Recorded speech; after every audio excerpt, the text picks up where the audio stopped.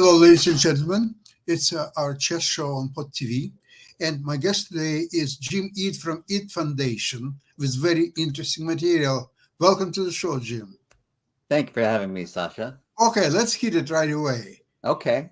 Um, yeah, in the Wall Street Journal, there was another article about the lack of response to women's complaints about inappropriate behavior by men in chess tournaments.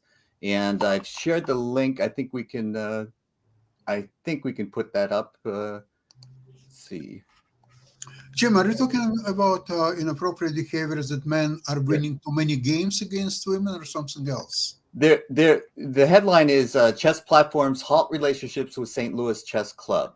Oh, And in the article, they talk about how Grandmaster Ramirez was complained about repeatedly by women by inappropriate contact, physical contact with them, unsolicited and undesired, and that they had reported it, but there had been a lack of action. The article also includes the U.S. Chess, the National Governing Organization for Chess, that they had been reported multiple times and they had done nothing about it. So both Lichess and Chess.com are refusing to broadcast games from the St. Louis Chess Club, and we know that the St. Louis Chess Club has been phenomenal about the tournaments that they put on are wonderful, and everyone's very interested in it. So this is an incredible development as far as their chess, St. Louis Chess Club is, in my opinion, the chess capital of the United States. I agree. It's by a large margin, and I've been there several times and watched the tournaments and played some chess there. It's very difficult to see how it would justify it because they're providing platform for U.S. Men and women chess championship recently, the juniors and seniors championships and girls and just name it, and Zinkfield Cup tournament. I refuse to understand that at all. Well, let's see if I can share another. Let's see. I'm going to stop that one and see if I can present another one. The question is the lack of responsiveness, and this is a letter that's been signed. I just shared it. If we can bring that one up, we've been remained silent for too long, and this is over 100 European chess players who have signed this letter that says that they have been complaining about being harassed at tournaments to no avail. And so this is the question, not whether the St. Louis Chess Club is doing great things for chess. They unquestionably are. But are they paying attention to women that have been harassed and to their complaints? And I don't know if that, I don't have any firsthand knowledge of this, but I do know some of the women that have been have leveled complaints, like women's grandmaster Jen Shahade, who I've known for a long time, and I have complete confidence. And she's 2 times U.S.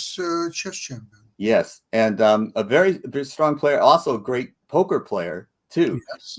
And she's been published in the New York Times editorial and Wall Street Journal. So she's been the greatest ambassador for women in chess that I know of recently. You can go back to Susan Polgar before her, but currently she has been the best. And she was the women's representative for U.S. chess, but she resigned that position, which was well compensated position, but she resigned because she didn't think she was being taken seriously with the complaints that she was raising.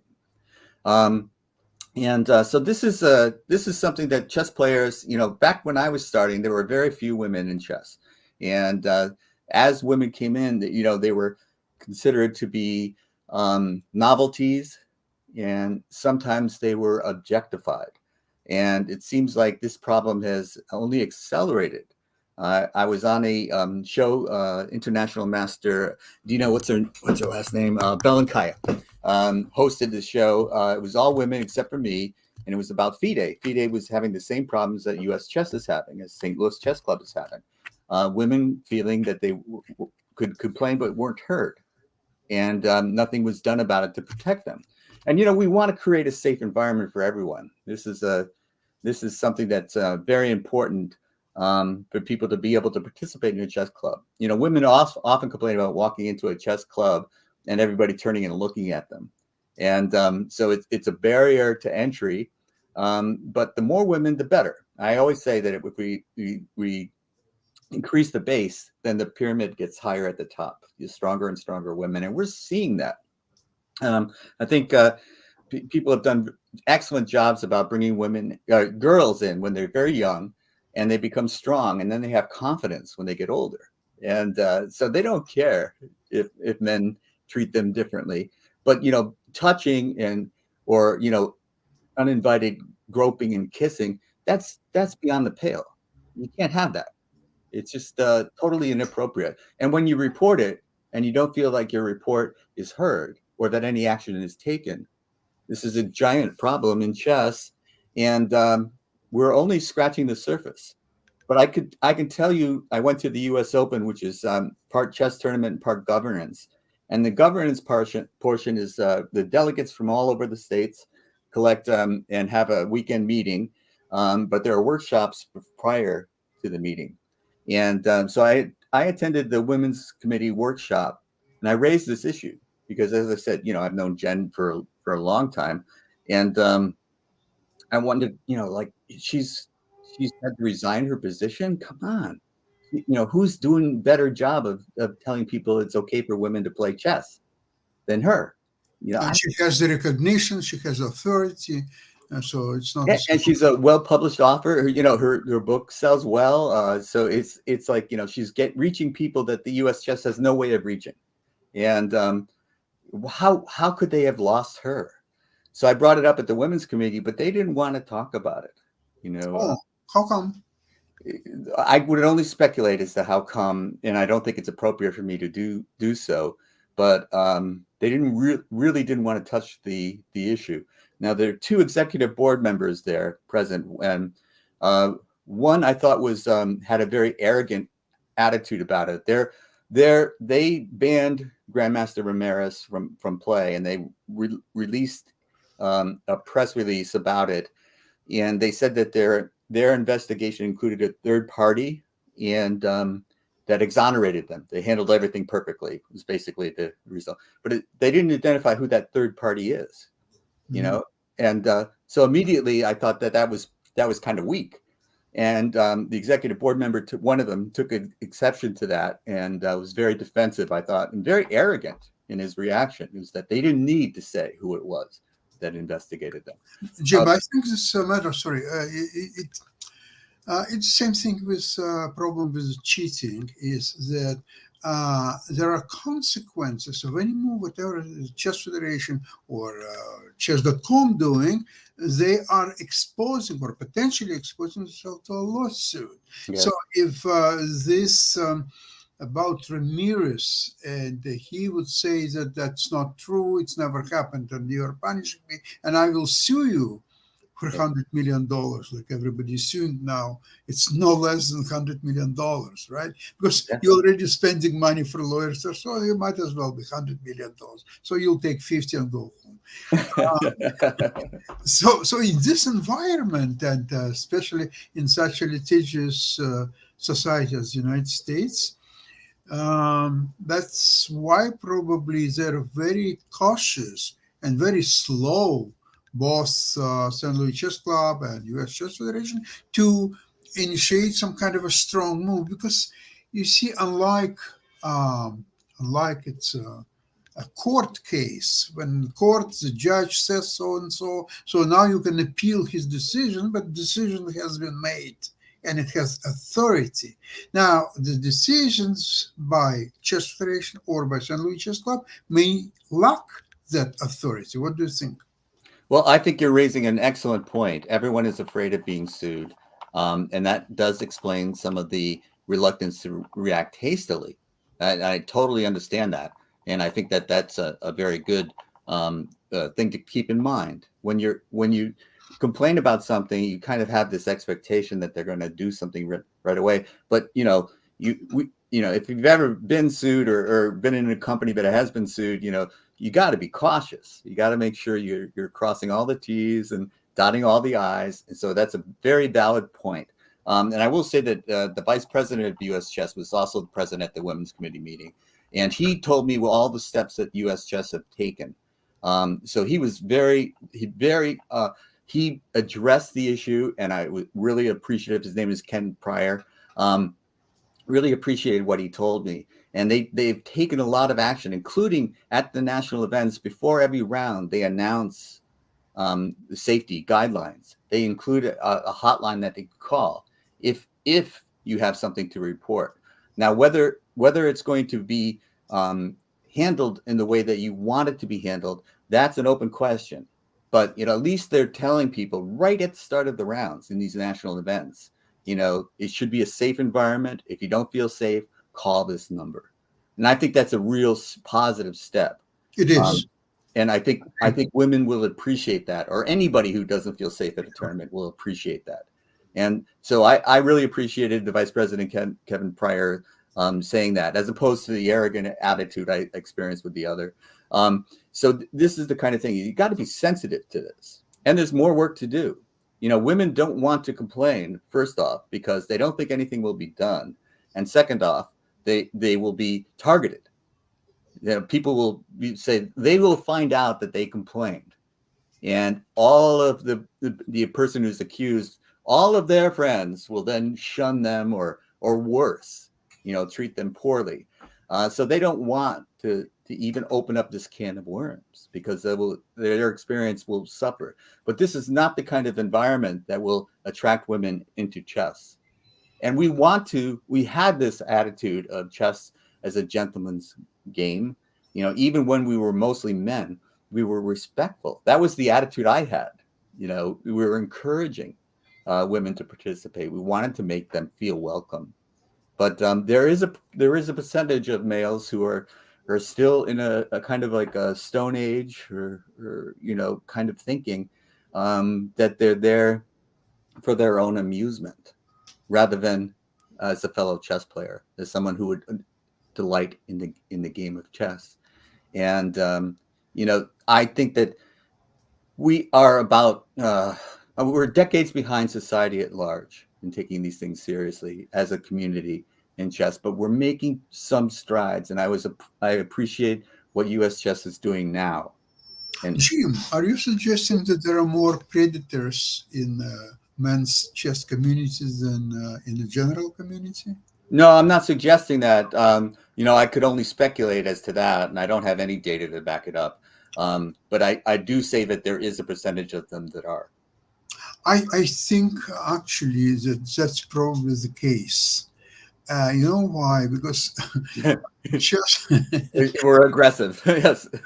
On the one side, yes, they're more aggressive. On the other side, they're more nerdy type of people than general population. So they don't have much experience to deal with females and so on. So they're, on one hand, they desire somehow to deal with females and be attracted to them and so on. On the other hand, they're scared of the process, that they will be sort of rejected. And that leads them to do something kind of that will amuse them. You're right. Will if female will not really fight that, and so they will sort of perceive it as an agreement of some kind of continuous. I think I know what you're saying, Sasha, because you can see that they're introverts by nature, chess players, and they haven't developed Yes. Yeah. social skills Yeah. that you would expect in a general population. Yes. Some sort of the social skills where you understand, like if a woman steps back, that means no. It's like if Don't continue. if she steps forward, that means yes. We know where it goes. There's unspoken communication, but however, we're talking about just flat out aggression, ignoring the signals that a woman is giving you, especially if she says verbal. Especially if she says no, not now. Okay. Right. So you can You can really treat I mean, it. that there's nothing that's like you hard to understand about that. It's not something that you can debate. No does mean no, and unless she's you know also simultaneously grabbing you and pulling you towards her, there's no doubt. Yeah, but So what if there are no witnesses who heard that? And this is true. This one is another party, problem. It gets to the he said, she said, which yeah. is also to your point about litigation. You know, By the way, about litigation, Jim, but let's see Ramirez. I met him at the St. Louis Chess Club and so on. Will not comment on him much, except one thing. Ramirez is professional chess player and commentator and so on. So, by what's happened to him, he is losing his means of sustaining his lifestyle. So now he has to learn how to drive a cab or maybe some other things, right? So wouldn't he be thinking perhaps, especially if he'll find a contingency lawyer, to say that, look, what happened? Okay, so I said something to a girl which I even don't remember who she is, and I don't remember what I said to her, if I said anything to her. And you know what? Probably I said something, but not to her, but to a man who was standing by, and I don't remember even that man either. I don't care about him or her or whatever. I lost my means of supporting myself and my family. I want to sue for $100 million. Go yeah. ahead and do it. So how to deal with that? So what are then appropriate bodies like St. Louis Chess Club? They know a thing or two about lawsuits for sure. U.S. Chess Federation. So what are you going to say that it's proven beyond reasonable doubt that he indeed touched so and so and said nasty things to so so? Where is the proof, the witnesses, statements, and so on? And what Yeah, do you I think think will be the outcome? this is there seems to be in his case a preponderance of evidence, if not proof. Um, but you raise a good point. Like, what if you're out at the bar after a tournament game, which I have been many times, and people are joking around, and people are getting a little tipsy and they get a little confused. Those things. I think adult women can forgive those types of misunderstandings. So I think we're talking about something else. I think we're talking about Perhaps. something that has to be taken more seriously. And Yeah, especially some of the I was reading that a couple of them were underage, so that gets to the creepy level. absolutely. There are another news is that International Chess Federation banned transgender women from playing in women's tournaments. Okay, so that raises a question. Obviously, they cannot play in men's tournament. However, now they also cannot play in women's only tournaments, right? So, what's the remedy for them to create their own tournaments? So there will be eventually transgender world championship and Yeah. a new world champion or And something. didn't they do something with their titles as well? I can't remember specifically what it was, but I think like they didn't honor the men's title anymore that they had earned. Or So they, again, same as with the championships, they will have to create their own titles: transgender grandmaster, transgender master, so on. Create their own championship, which the winner will be declared transgender world champion. but What- isn't the whole action by FIDE kind of silly? I mean, in sports, you're testing for testosterone levels, and that's one of the things that they think give men an unfair advantage over women. And so when they're transgender, the men competing as women, they think they have an edge due to their testosterone levels and things like that. But how does that affect chess? I don't understand. The testosterone level doesn't make you a better chess player, I don't think. Well, if you first of all, let's agree or disagree, whoever, on the fact that, sorry to say, men are better players than women. As much as it's grossly unfair to beautiful ladies, but it's a medical fact. It's a fact of life. You take first top 100 players, there is one woman and 99 men, and so on and on and on. So it's even I hate even to repeat that because it's so obvious. It's the same thing as say that, for example, the temperature in the summer is higher than in the winter. Oh, really? Mhm. Well, evidence suggests that that's the case. So same thing is here. Okay. Well, the argument, Sasha, is that women have been denied participation for a long, long time. And so, of course, you're not going to see this stronger. Like, I'll go back to my widen the base and the top of the pyramid gets bigger, taller, higher. And so Agree. you will see more and more women Agree. achieving higher and higher ratings now that we're allowing them to participate as young girls and getting to be strong and confident. And so I think that is gradually changing. And if 20 years from now there are not more women in the top 100, I would be surprised. But No, listen. I wouldn't argue with you on that. But again, it's a possibility. Okay, let's put it this way. yes, It's a possibility. However, the way the world has been created so far right. is that for some reason, not 100% clear to me. 90% okay, but not 100. The women are bigger players. I cannot say the same about my family, where Yes. actually I'm the weakest link. But you know, Six-time Canadian champion spouse of yours. so that's exactly the case. So a man who is by definition in most cases is stronger than average man, stronger than average female. Okay, perhaps, but most likely that's the case. So now he, by changing his sex to a female, he retains whatever physical, psychological nature of him as a man are going to stay with him.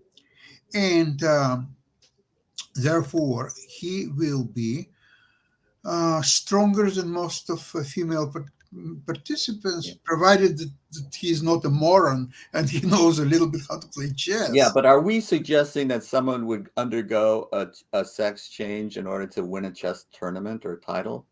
You know, it seems preposterous to me. Uh, chess players are very competitive. Yes, I can attest to that. Yeah. So let's see, they're banging and they're achieving, say, 1800 Ella. Oh, 2000, but that's about how far they can go. Uh-huh. Oh, if I were female, I could play in class tournaments and win women's prizes and so on. Oh, let's do it because all I want to do is to play chess. So I don't have any proof of that, obviously. Of course not, but yeah, neither of us can comment on that. Actually, it would be very interesting to take interview from transgender Yes. chess players, really, to find out. Well, I think one of the things is, it seems absurd on Fide's part to have taken this action, but I would assume, and this could be an invalid assumption, that they did some research, they did do some interviews, maybe not.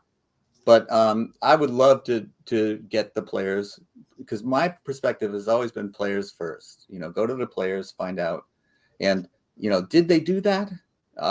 Do they know what they're doing, or is it a response to a political kind of thinking that this is the way men and women were made, and anytime you get this confusion, we're against it. Like, you're seeing laws passed in Florida and things like that are just, to me, they're absurd, but to many people, they make sense. They're consistent with their worldview. Well, So is FIDE reacting that way, or are they taking this as a seriously, this is unfair to women in a competitive environment kind of thing? Well, I think there are 2 points. One of them is what we're discussing right now, and another one is political. Is because in some countries, probably, let's see, Muslim countries, let's see if you Yes, take Pakistan. of course, you're right. Would Pakistan hold the ladies tournament provided that there will be a few transgender players? I don't think that Pakistan would be very happy about that, I and many agree. other Muslim countries.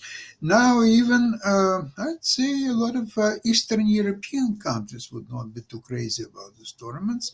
Western European countries, some of them, I'm pretty sure, would be against it. But that raises another point, which I think I raised already, when if they cannot obviously play in men's tournament and they now Yeah. start playing Where ladies, do they go? Yeah. where let's see, and they love playing chess. So what, they Right. have to travel to each other's house and just play friendly games in the evening? What about the tournaments? What if they really have talent and could become maybe chess teachers, maybe chess commentators, or so on? So the profession is closed to them, right? Yeah, and that stripping of the titles would seem to be just punitive and senseless. I think that what you're saying, if you're talking about changing your gender, I'm sure your life has not been comfortable. I'm sure there has been a lot of complications, some pain and suffering that's Sure. involved in that. And then to not allow them to play chess, it's just punitive beyond my imagination. And, there has to be some way of making them feel welcome. It gets back to that, all of that. Yeah, we're all one family. That's the FIDE motto. We all should be able to sit down, whatever country we're from, whatever language we speak. It doesn't matter. That's the ideal. Now, it's not true in practice, we know, but it's the Unfortunately. ideal. Yeah, Jim, I totally agree with you. I think it's a kind of it's an issue. I think there are just very few professional transgender women in Yeah, chess. yeah. Very I'm few. sure it's a I small number. I'm sure. I very don't very know, but small I'm sure. numbers. So maybe it's this point is really mute and nobody protested and so on.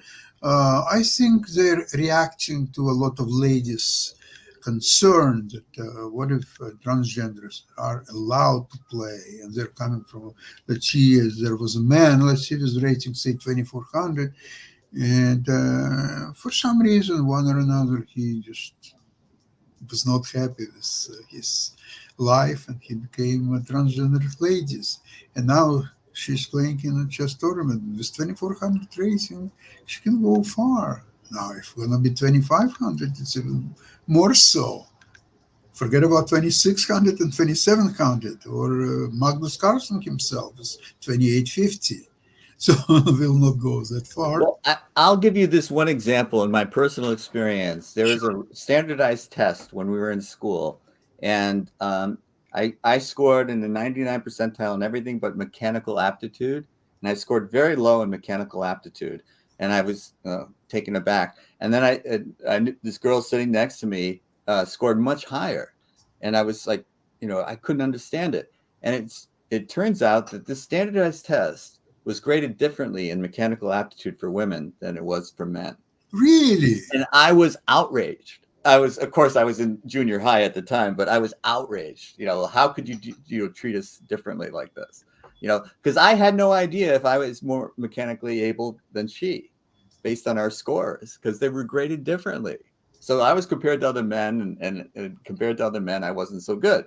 But the general population, maybe I would have been, at least being able to hold my head up. It's like I wouldn't feel so bad about my lack of mechanical aptitude. So we have this built into society, looking at genders differently and not as equals. And this goes deep in our society.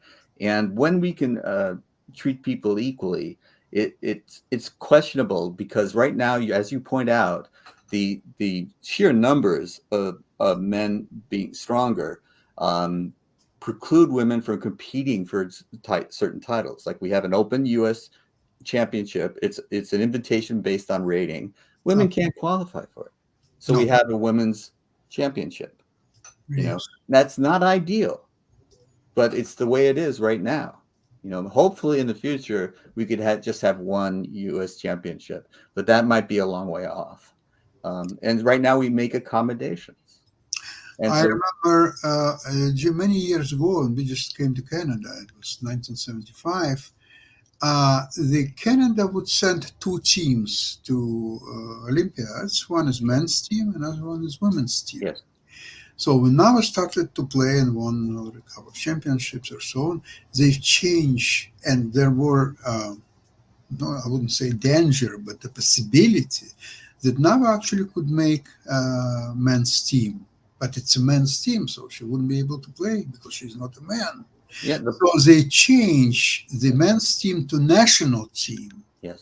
and ladies team. So Yeah. now in national team, if she would be that strong and continue her professional chess career, she could qualify for Yes.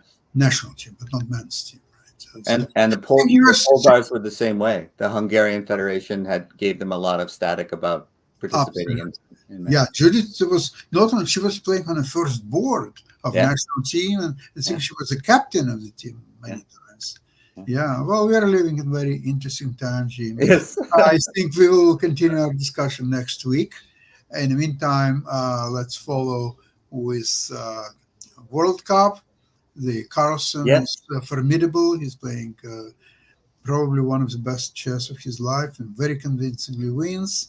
The only problem is if he's in semifinals, so there are 4 people left, 3 of them are qualifying. So if Carlsen refuses to play, then all 3, regardless how well they've done, they're all going to candidate tournament, right? Yeah. So we'll see. We'll see. In very few It's so interesting. You're absolutely right. And next week, our friend International Master Ken Reagan will be back with us. Yes. And he can show us some games. Okay, excellent. All right. Thank you so much. Thank you. See you next week, same time. Bye-bye. Bye-bye.